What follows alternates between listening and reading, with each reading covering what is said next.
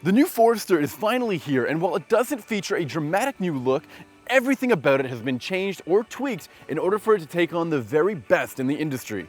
And we're out here in Japan, test driving the vehicle to see what makes it so unique in this segment.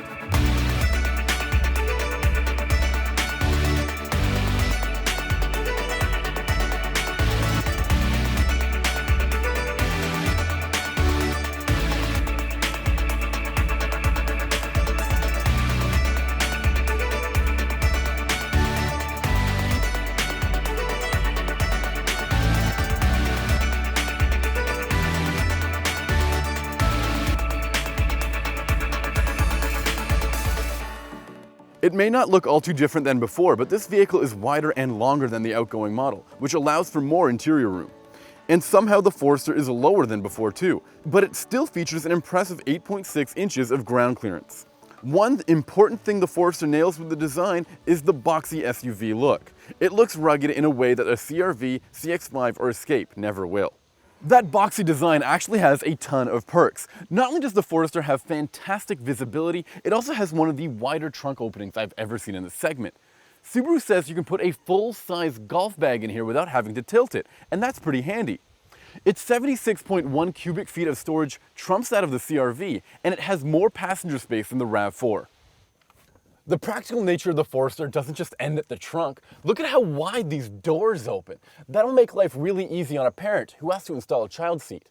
And just like the Ascent, this vehicle features some really cool side step in the sills that'll make it easier for you to reach the roof rack.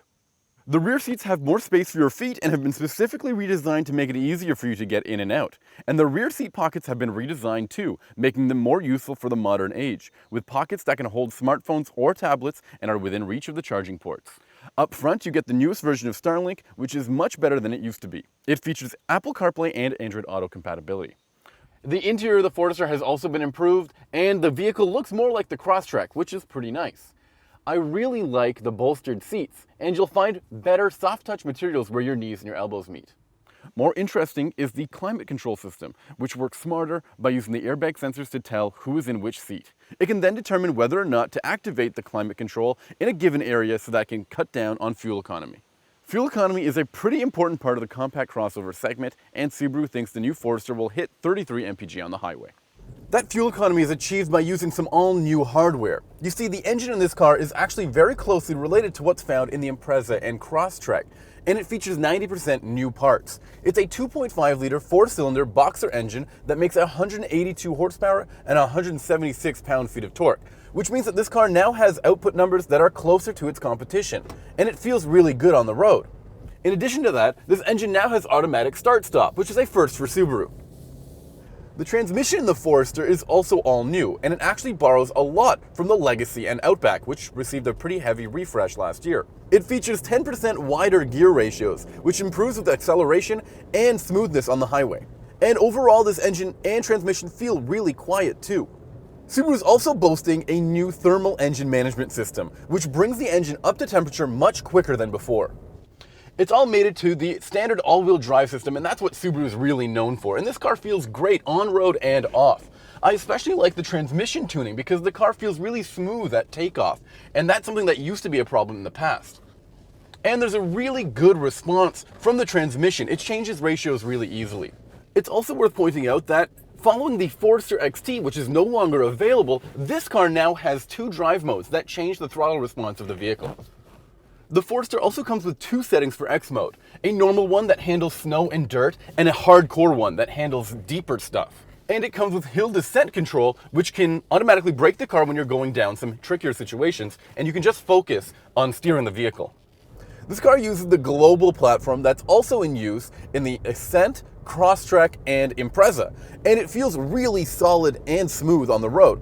That's because they now mount the rear stabilizer directly to the chassis, and that means that the suspension does a lot of the work when handling road imperfections and vibrations. Now, right here, it feels really good, but the roads in Japan are pretty much perfect. I can't wait to test this vehicle closer to home, where there's a bunch of potholes and road imperfections. The steering is really good, nice and smooth, and it doesn't feel overly sporty, but it's also very responsive.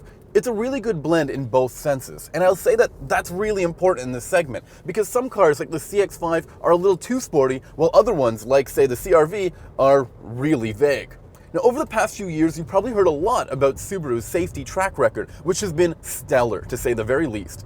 And that's because of this Eyesight safety system, which allows for adaptive cruise control, forward collision warning, lane keep assist, and other cool features like rear automatic braking. But this year, with the Forester, they're showing off a new form of safety. Of course, I'm talking about the driver focus system, which uses a driver-facing facial recognition camera to tell whether you're paying attention on the road or looking at your smartphone or something. By doing this, the car can remind you to pay attention to the road and make sure that you're not too distracted, and it can also preset any of the safety features, like it can tell whether or not you're going to get into an accident and preload the front automatic braking. In addition to that, there's a handy convenience benefit. The car can recognize up to 5 drivers and set up their memory seats and mirrors as needed, which is pretty cool. Pricing hasn't been confirmed yet, but Subaru sells a ton of these Foresters, so I trust that they know what they're doing when it comes to pricing and packaging.